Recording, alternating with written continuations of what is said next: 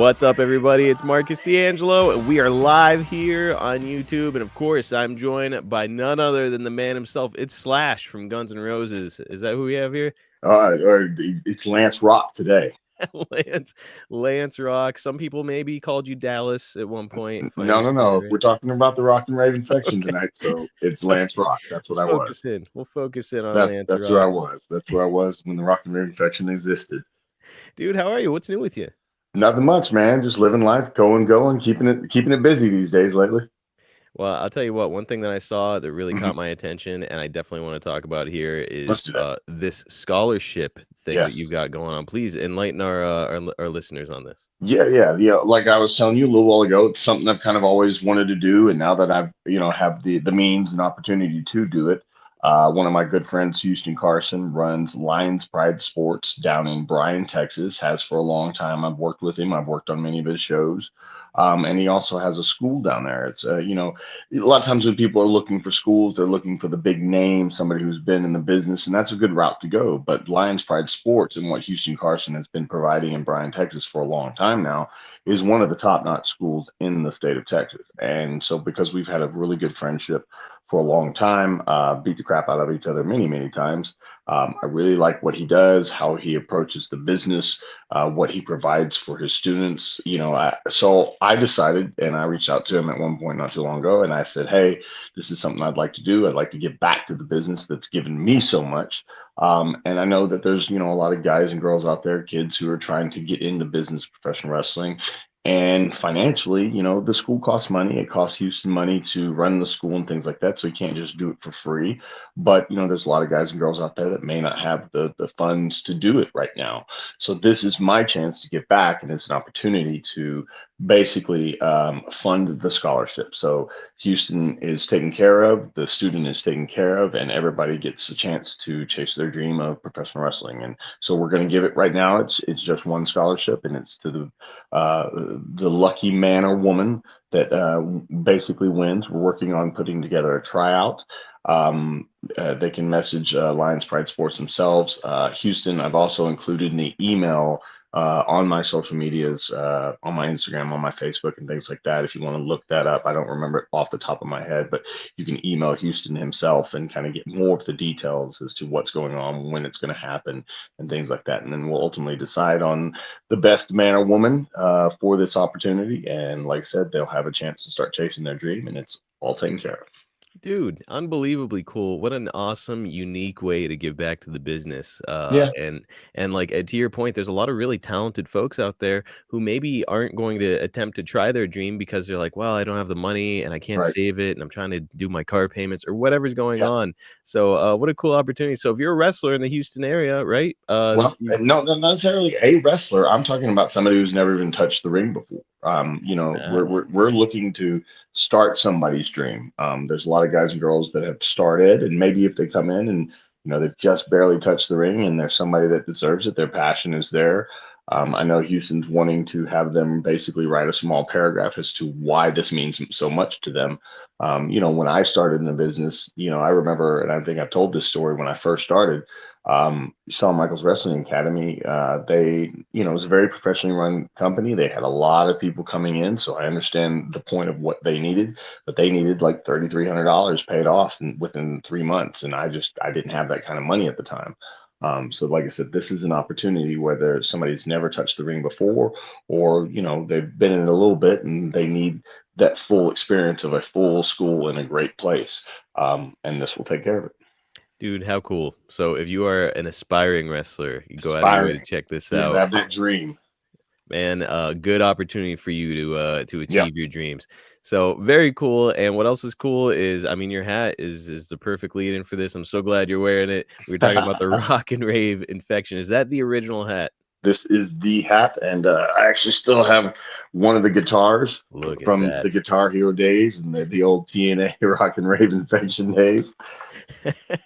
Dude, unbelievable. I'll tell you what, put that thing up for auction. You make a small fortune I doubt that, but off okay. off the diehard Rock and Rave folks. Yeah, the five of them. Well, look, all you diehard Rock and Rave folks that are listening to us right now, if you want to get a question for Lance, remember you can always push it right to the top of the queue and guarantee that we'll answer it. All you got to do is hit that super chat, baby. Any price. Super chat. Hit us Hit up. hit us up, and Lance will answer your question. It can have to do with the Rock and Rave Infection or whatever other shit you want to talk about. Within limits. Ask him almost anything. So I and might with plead the fifth, but who knows? yeah, it was, you got to kayfabe some things. This is pro wrestling, pal. Something. Um, but all right, well, let's start at the beginning, Lance. Let's do it. You had been in TNA, and then all of a sudden, it's you find yourself in this situation. How did it all come about? What do you recall about the beginning stages of the Rock and Rave Infection? It was a little bit of a morphing from one thing to the next, and basically like, so Christy Hemme had been doing a thing where she'd been trying to bring in tag teams to take down the Voodoo Kin Mafia, the VKM, which is, if you know VKM and what that stands for, it was a direct knock on somebody specifically. Um, and that included Brian James, BG James, or Road Dogg, and the badass Billy Gunn. Good And shit, pal. what's that? It was good shit, pal. Somebody might say. Go ahead. And so Christy was bringing in these tag teams, and I was kind of taken under the wing of BG and Billy, and I was kind of their young boy at the time, if you want to call me that or whatever, and she kept bringing in these teams, and they kept trying to take them down, and it just wasn't working. And then finally, at one of the pay-per-views, I want to say it was Slammiversary in Nashville. I don't remember exactly what year this happened. Probably like '07 or something like that. And so at the pay-per-view, she brought in another team, and she tried to take them down, and it didn't work. And all these weeks leading up to it, like she would do something, and I would pick her up, and I'd carry her off off screen, which that in itself has some funny stories because Christy is a very beautiful girl, and now she's like a mother of. She had quadruplets at one point. I think she might have 5 altogether, but I know she had 4 at one time at one point. But this was early days, and if you know Christy Hemme, she did one of the original Diva searches and stuff like that with WWE. Was in Playboy and things like that. So gorgeous, gorgeous woman, right? And so, like, she would always wear very rock and rollish type stuff, and she'd wear like tube tops and small skirts and whatnot. And like, there's a couple times when I was carrying her off. I remember one time I picked her up and threw her over my shoulder, and I could hear her squealing. I thought she was just selling the situation. And what had happened was her tube top that she chose to wear out there came completely down because I threw her over my shoulder this way, and the material caught my shoulder. She continued to go on. It did not.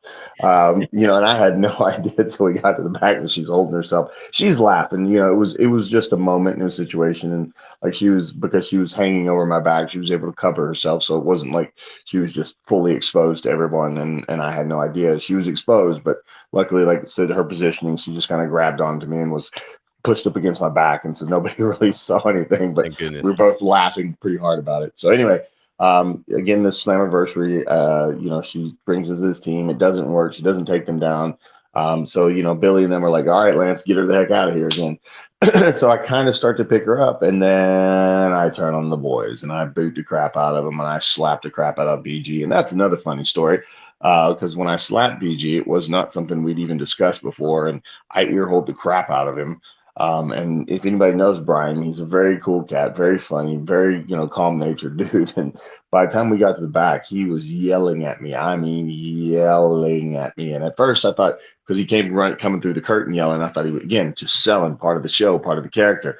And it did not stop. And I was just like, oh shit, I've just screwed up big time. And like Billy was actually kind of laughing about it. He was like, he'll get over it. Don't worry. But yeah, I slapped the dog piss out of him. But right before that, Christy and I decided, because I'd turned on Brian and I'd turned on Billy and I joined her and all this stuff, that, we decided to make out, and we make out like rock stars in the middle of the ring in front of everybody. So the initial introduction of Christy and I was more of a romance type situation. And, we filmed a couple vignettes that were, so very hard to do. Oh my God. Backstage where, somebody would come up on us making out, and darn it, if we didn't have to film them a few times because something got screwed up. Oh my God, it was horrible. It was absolutely horrible. Just horrendous. I feel for you, man. That's awful. No. Anyway, so, and that's where it started with Christy and I. And then later, so, Vince Russo had a good relationship with the late Jimmy Rave. Had worked with him on some like Christian Wrestling Federation shows and things of that nature, and he'd talked to me about wanting to bring Jimmy in and team us together. So when he did bring Jim in, and he did team us together, initially like the team was just kind of thrown together. Like Christy and I's the romance part had kind of dropped off. And then they brought Jimmy and they put us together. And like our first introduction was in a random pay-per-view battle royal thing, but we weren't really teaming, but they were talking to us, talking to people like we were a team. And then I think I remember we had a couple matches where, Jimmy was just being Jimmy, Christy was just being Christy, and I was just being Lance Hoyt because I was still Lance Hoyt when we first started the team. Um, and then, so the crazy part of professional wrestling is, I think sometimes, characters are put on people and it's kind of a joke. It's kind of a rib on them. They don't know it, things of that nature. But like literally, we showed up to TV one day, and we filmed about every other week, once every 2 weeks, whatever you want to say.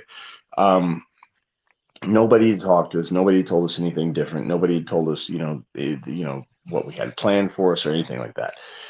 Glenn Gilberti, aka Disco Inferno, comes running up to us and he's like, "Oh, guys, y'all hear about your new thing?" And we're all kind of like, "No, Disco, what are you talking about? Our new thing?" He goes, "Yeah." He goes, "So you guys you ever play the game Guitar Hero or hear the game Guitar Hero?" And all of us were just kind of like, "Yeah, why?" And he was like, "Oh, okay. So seriously, this is y'all's new thing. So y'all are all rock stars because you're the Rock N Rave Infection, but you only play Guitar Hero." And we're like, "What?" And he's like, "Yeah. So you think you're rock stars, but you only play Guitar Hero. You don't actually play real instruments, and you don't actually, have any songs. You just play Guitar Hero and think you're rock stars." Um, we were like, are you fucking getting us? Is I think one of the first reactions. Shit. Excuse the language. And we were just like, what are you talking about? He's like, yeah, but I think we had 3 tapings over the 2 days. And we were on all 3 of them. We had backstage segments. We had live mic time. So it went from this is the worst joke in the world to wait a second, we're going to be on all 3 shows and we have live mic time and we have some backstage segments we have to film for like 2 or 3 of the shows. And he was like, yeah. And we're like, oh, okay, that's actually a pretty decent. Okay, let's go with this. All right. So, what do we do? And then we were like, can we wear whatever we want? Because again, I'd been wearing my normal Lance Hoyt gear and he was wearing his normal Jimmy Rave gear that he'd been wearing since his ROH days. And that's kind of where Jimmy made his biggest name was in ROH, the early days of ROH. And they were like, yeah, do whatever you want with it.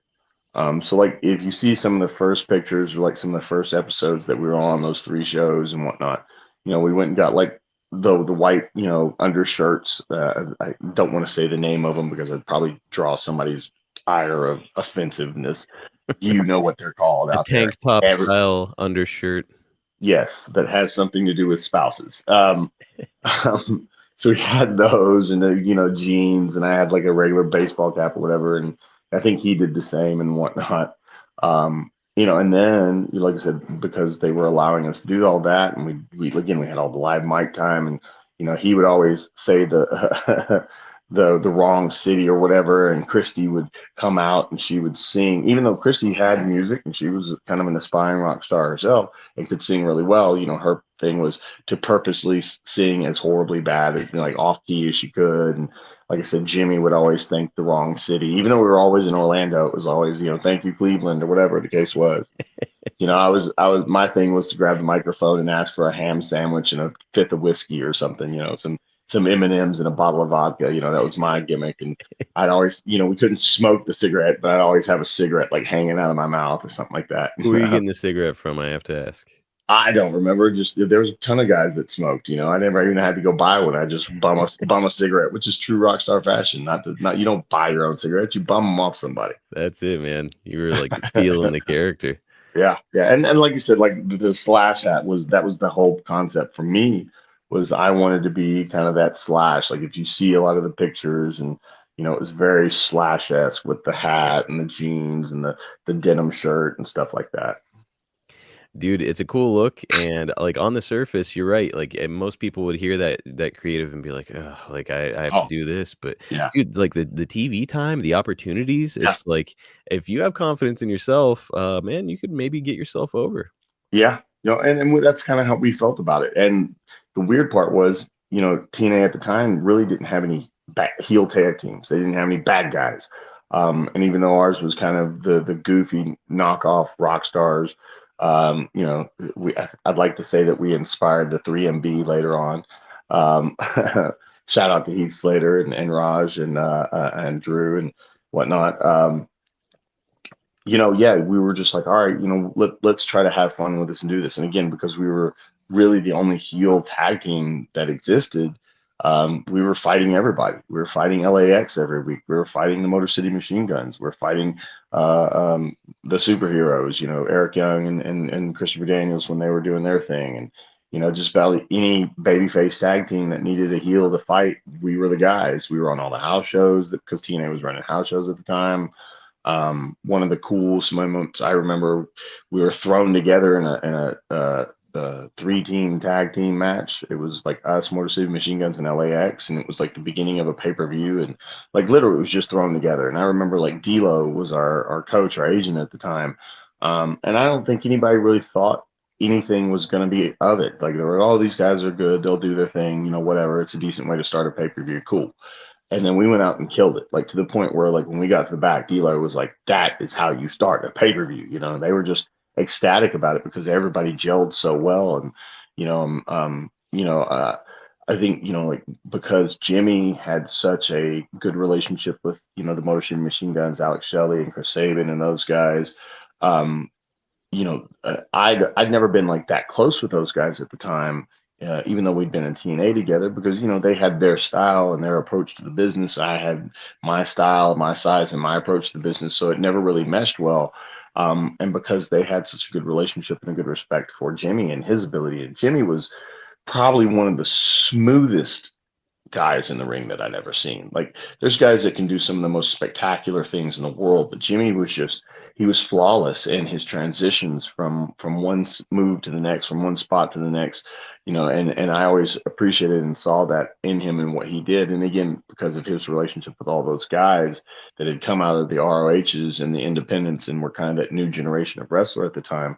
Now that we were teaming together, and I was never somebody that was trying to overshadow or overshine him or them, it helped me gain a good relationship with guys like Saban and guys like Shelley and a lot of the guys that were, ROH originals and kind of had that ability and that state of mind in the business.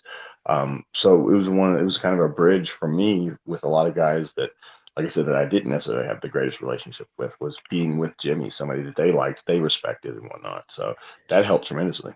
Man, I actually just watched a highlight clip of Jimmy's maybe like 2 weeks ago. It just came across my YouTube and Right. to your point, smooth, like really just such a fun worker to watch. I Yeah. know unfortunately a lot of the younger generation of wrestlers now are probably completely unfamiliar with him.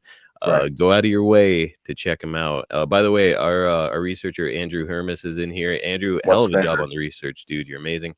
Thank you, Um, Andrew. and he said TNA tag teams highly underrated. He's going through naming them: America's Most Wanted, Beer Money, LAX, Mhm. Motor City Machine Guns. I mean, like you guys were in there with some heavy hitters. Right. Got to feel like you're well positioned for success. Yeah, well, I mean, the business is interesting all the time, and we were in a position of success. I think again, pretty much all those teams, except for America's Most Wanted, because that was before Jimmy and I were teaming together.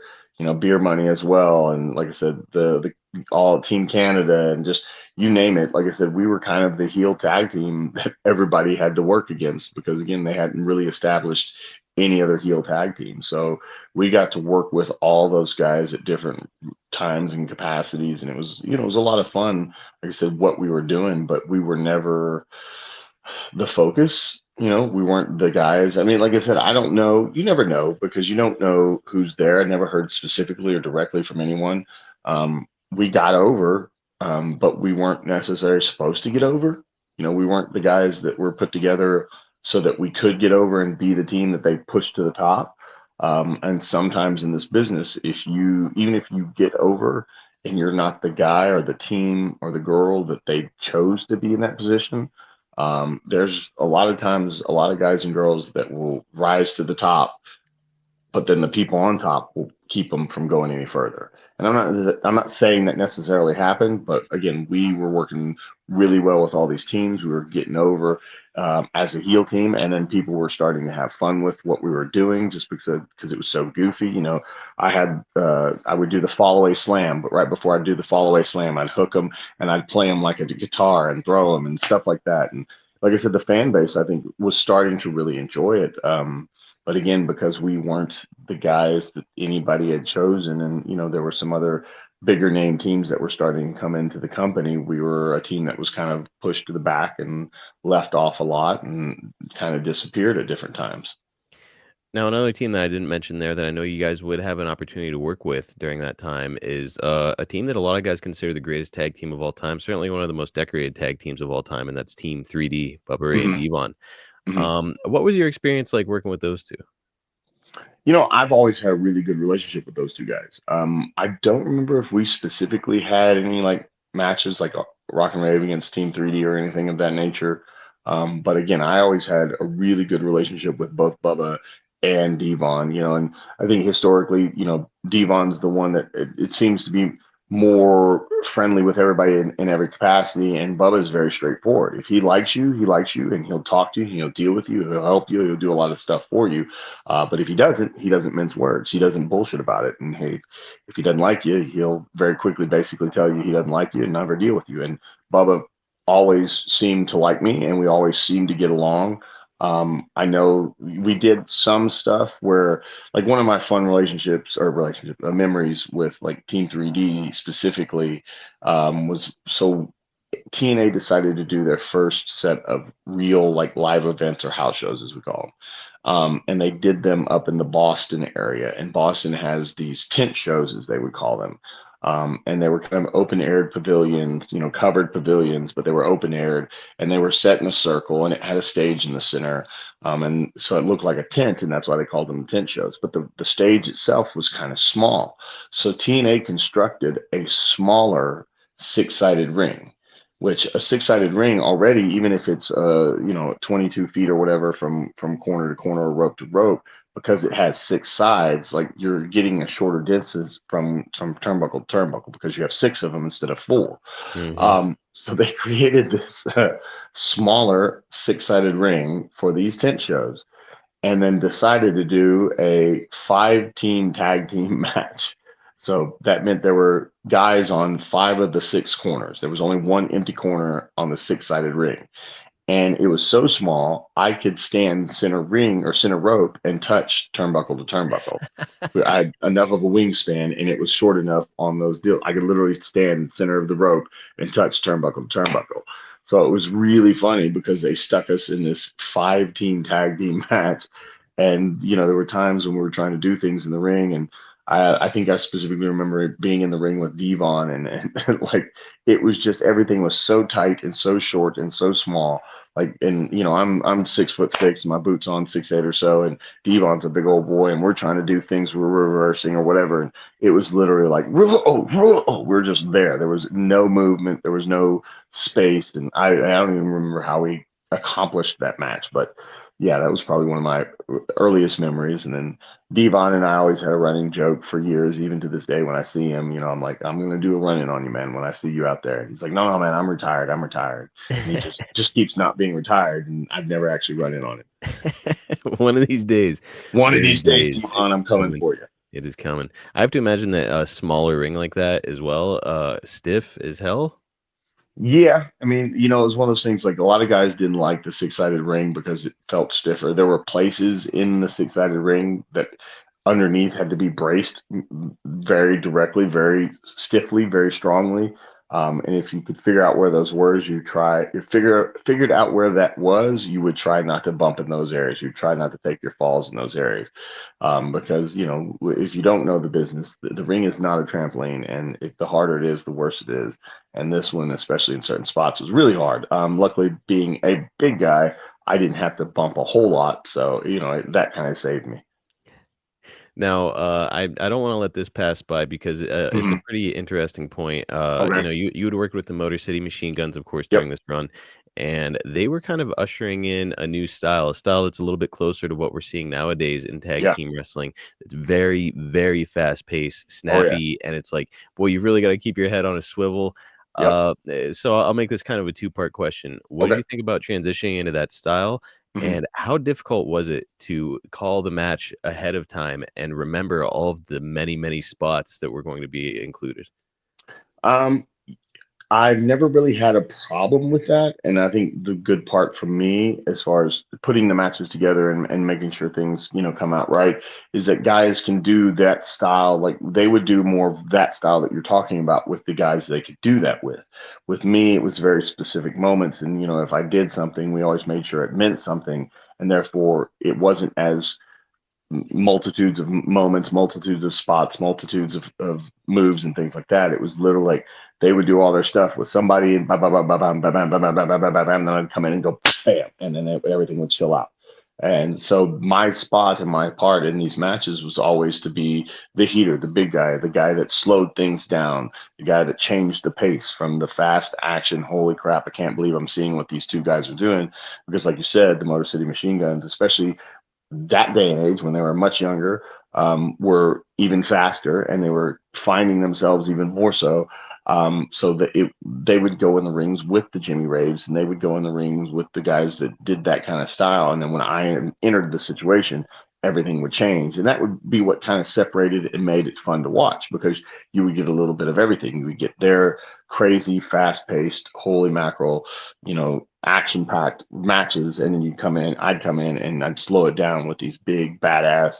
That had to hurt somebody moves. So that was the difference in that. And what was the other part? I'm sorry.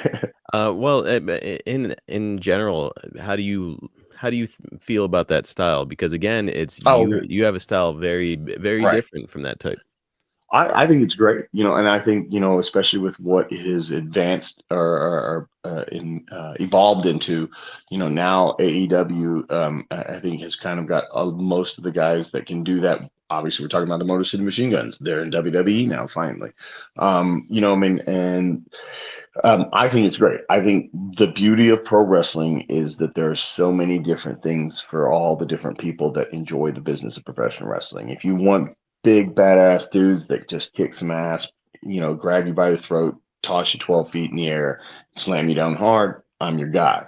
If you want some guys who are moving faster than a speeding bullet and are able to kick you 12 times before you can blink once, uh, hit a flip move off the top of the ring to the floor and hit it perfectly, land perfectly, pop up with the crowd going, holy shit, this is awesome, things of that nature. You got that too. You've got your girls who are beautiful, amazing, sexy, and strong, badass wrestlers themselves that can compete with every guy in the world. There's just so much cool variety in the business of professional wrestling, which is why I think it has existed as long as it has. And I think that's why I would continue to be here. I think the fans, and I've said this before, and whether they're watching us or WWE or TNA or New Japan or whatever they're choosing to watch, I wish they would just enjoy it more. I'm not a big fan of social media. I didn't delete my account, but I've stayed off of my Twitter/X account for several weeks now, just because the negativity behind it is just ridiculous. It's like the fans, I don't know if they really just aren't enjoying things or if they're just spouting things to try to get action or reactions from people. It's the Um, second one. it's the second one, but the problem is I feel like they're buying into the bullshit, their own bullshit sometimes. And excuse the language again. And it's like you're choosing to be negative, and even if you're doing it just for a reaction, that negativity continues to rub off on you, and it rubs off on the people around you. And I think it makes it harder for themselves to enjoy wrestling as a whole. And I think it makes it hard for some people around them to enjoy wrestling because maybe somebody goes, oh yeah, that was bad. Oh yeah, I didn't like that. And it's like, maybe they weren't even thinking that way till you said something dumb, and then your negativity has, kind of spilled over onto them. So I just wish people would enjoy wrestling because there's so much cool shit. Whether you're watching us at AEW, whether you're watching the guys and girls at WWE, whether you're watching the guys and girls in TNA, whether you're watching the guys and girls around the world, whether it's CMLL, AAA, New Japan, all the great wrestling that's happening over the UK, Rev Pro, things of that nature. There's so much good wrestling around the world. The Australian market has grown. Like I said, there's just it's too much good stuff out there for fans to be so negative. It always cracks me up when people say, like, "I miss the way that wrestling used to be." It's like, well, there's still guys that work that style, like Oh yeah. a very '90s type style, and, like, if you really wanna go back, like, a lot of those guys back in the day, like, half the match was, like, a bear hug? Is that what you want? I don't yeah, know. yeah, yeah. I think the thing is what people remember is the emotional connection they had with the Mhm. business.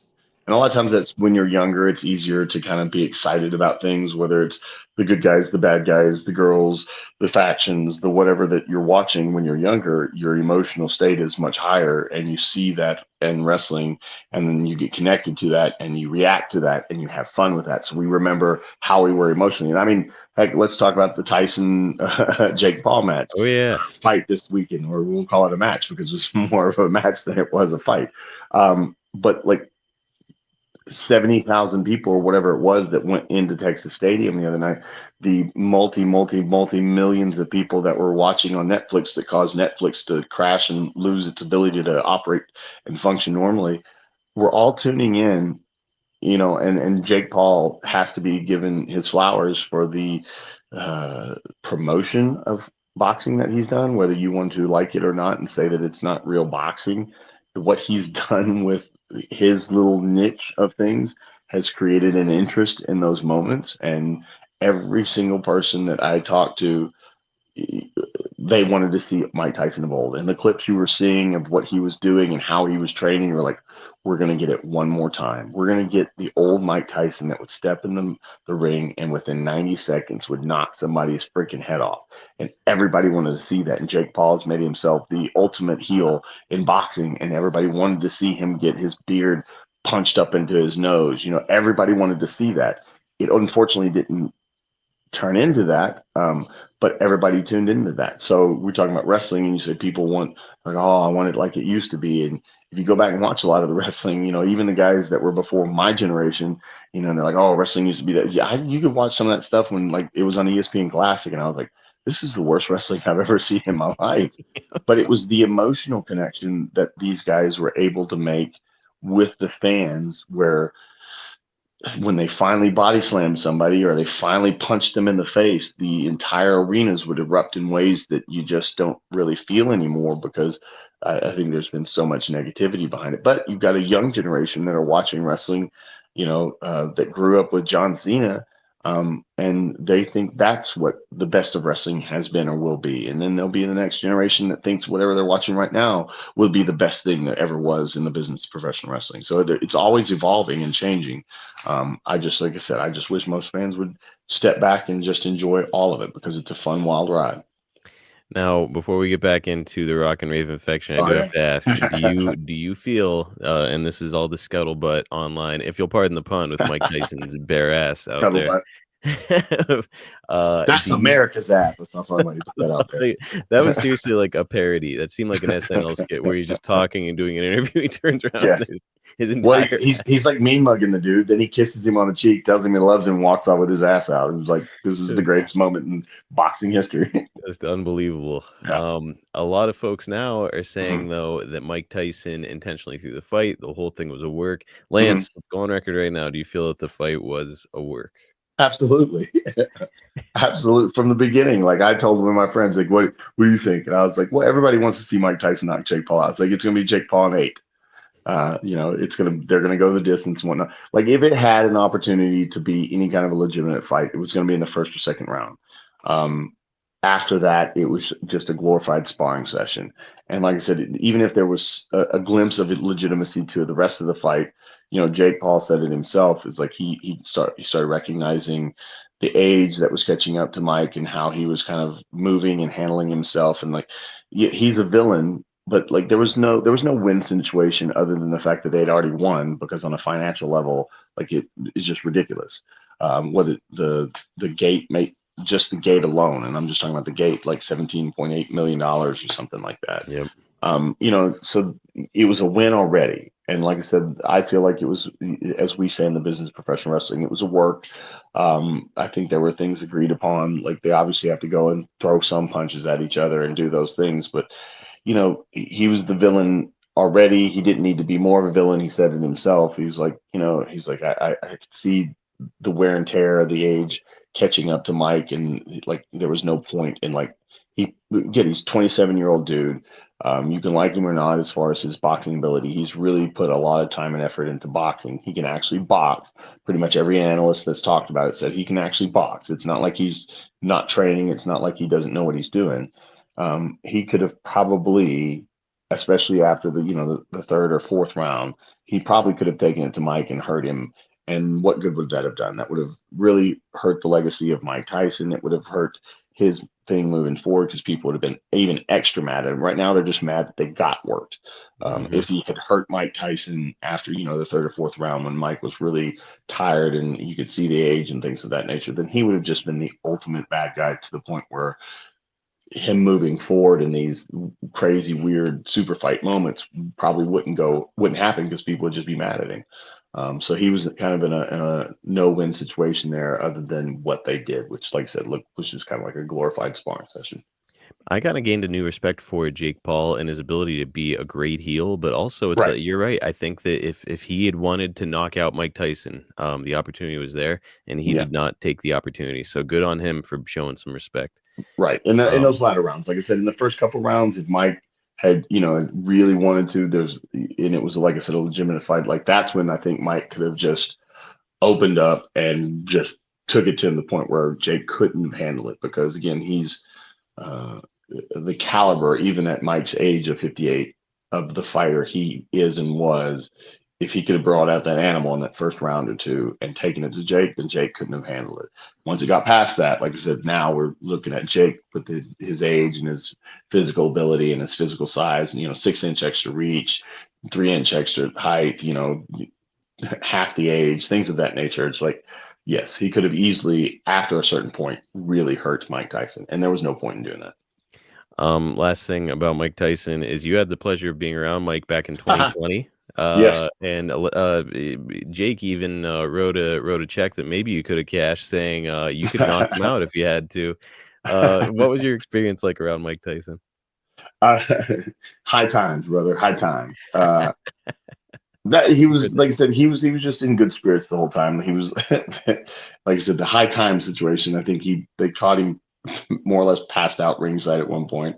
Um, and I know that there was a moment, because that was when I was working with Cody, and I came out and choke slammed a guy, and I think there was one of the gifs, and I say gif, uh, on like Twitter or whatever, for the longest time. Like when I came out and choke slammed him, Mike's in the background. Mike's like, like he was so amused by that. His high times brain was pretty amused by that. So like my little moment around him was pretty much that.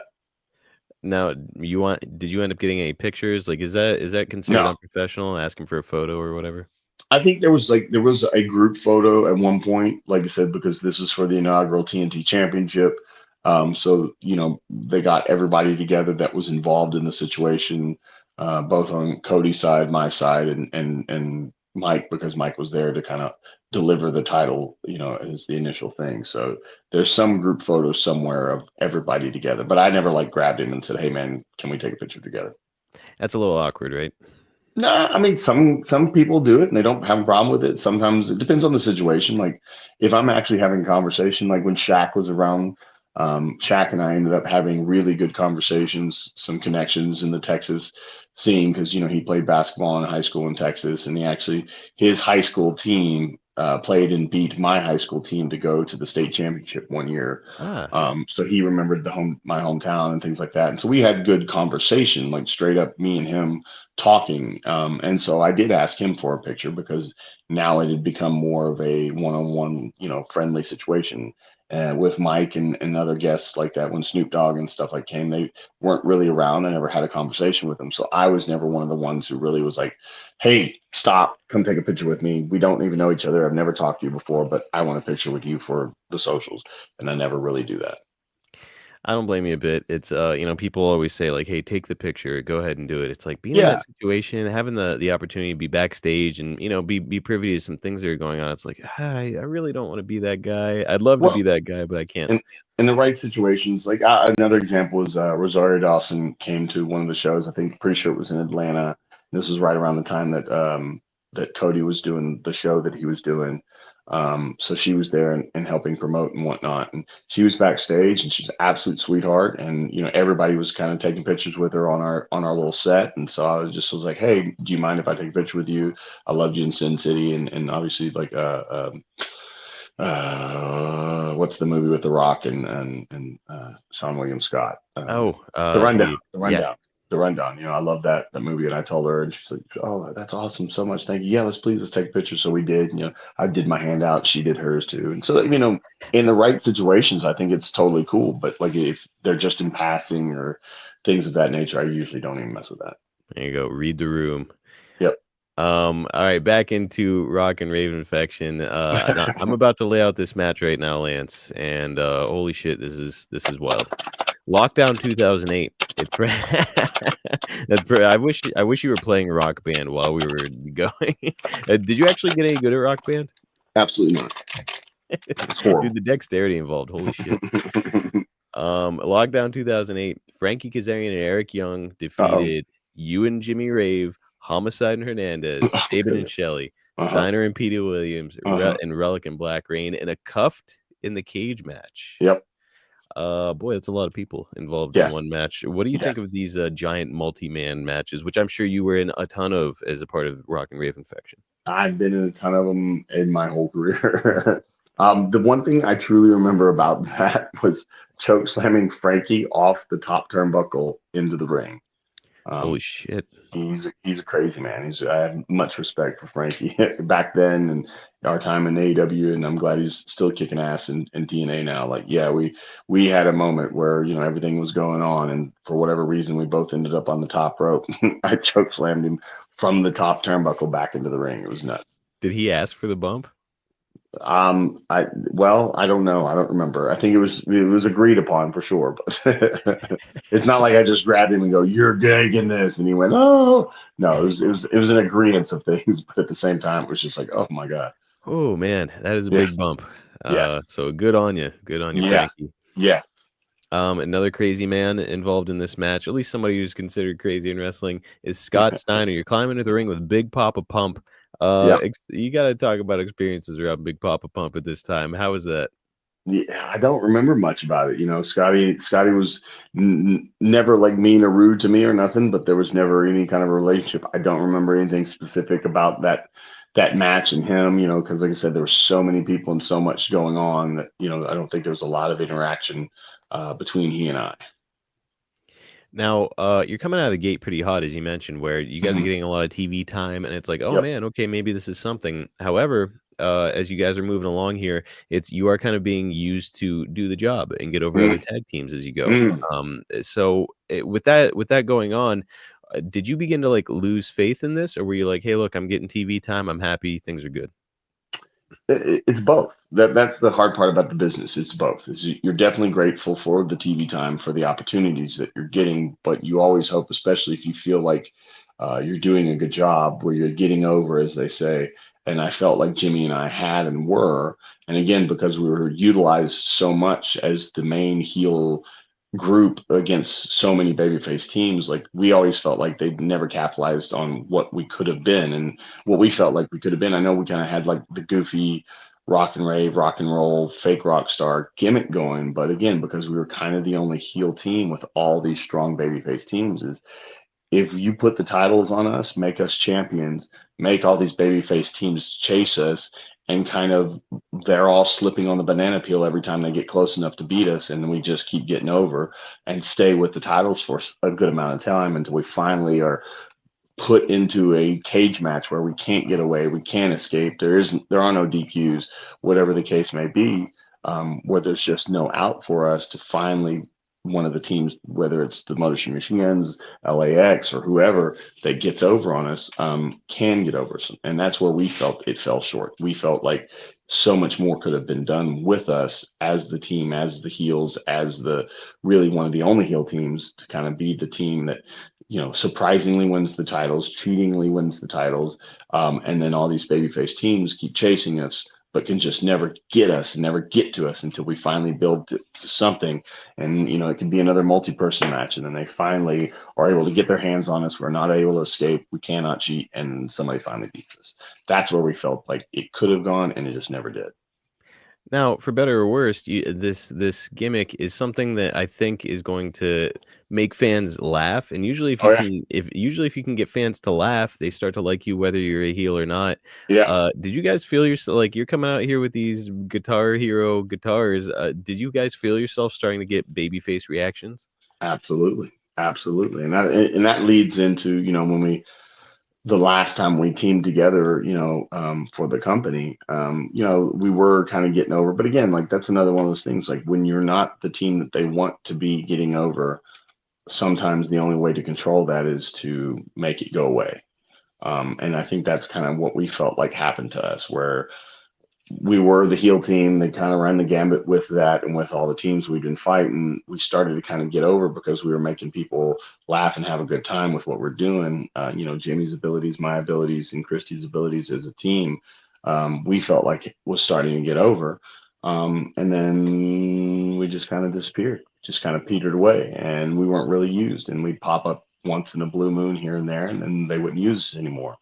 Um, and then ultimately, like I said, this kind of led to the end of my time with TNA, where, I was actually starting to go work in Japan. I was working some smaller independent stuff.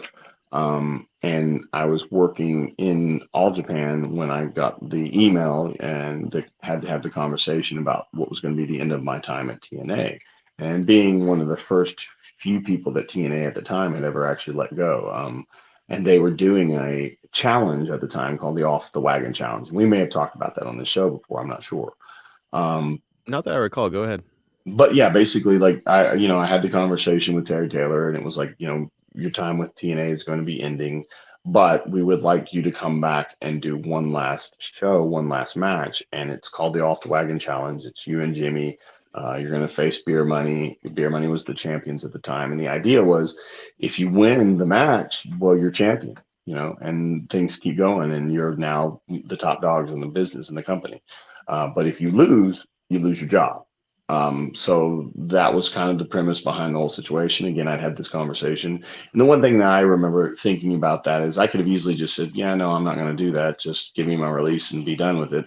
But my thought was, I can come in, I can have one last match on TNA. I can actually say bye to the people that I like, because you don't get that opportunity in this business a lot of times, because a lot of times you're just there one day and gone the next. Yeah. So I saw it as a chance, an extra little payday. I wasn't paid very much, but it was enough. It was a payday. So I was like, oh, I get a little extra payday, say goodbye to the friends that I actually like, have one more, trip to Orlando, and do everything that, I do enjoy doing, and go out with a bang type situation. And the crazy part about your question is for us getting over was, again, Beer Money were the heel tag team. We kind of disappeared, but had kind of started getting over. So that last match, against Beer Money, like we were the clear cut baby faces. People were behind us. People loved what we were doing. They were cheering for us. They were reacting to the false finishes. It was one of those situations where it was like, part of me hoped that they would have saw that and went, shoot, this is pretty good. We can do something with this. We didn't know it was this capable of being this over with the people. But alas, that wasn't the case. They were letting me go. So that was the end of my time at TNA, and the end of the Rock and Rave Infection, man. Does Terry Taylor or Jeff Jarrett or any of the kind of management behind the scenes, are they saying anything to you after you go out and like you're getting this crowd reaction, or is it just like, "Hey, nice job, see ya," or is that really as No, simple as it goes?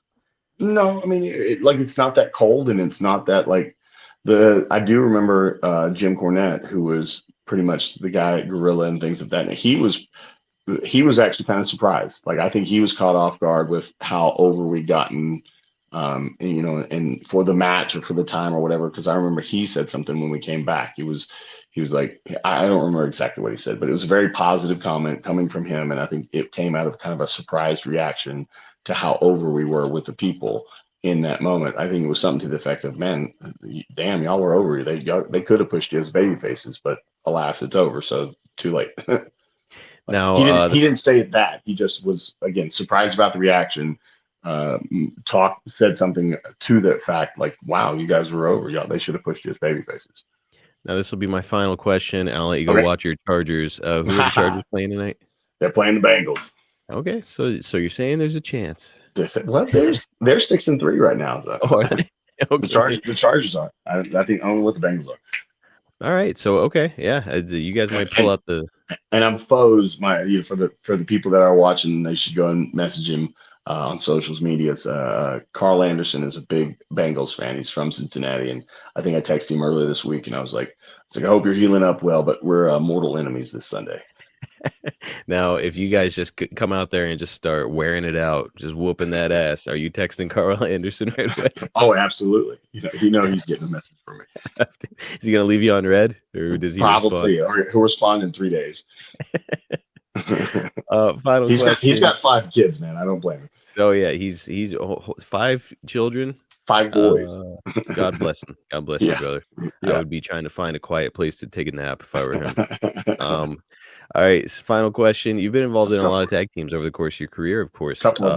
So with that being the case, would you say that Rock N Rave Infection falls into your top 5 of tag teams that you've been involved in?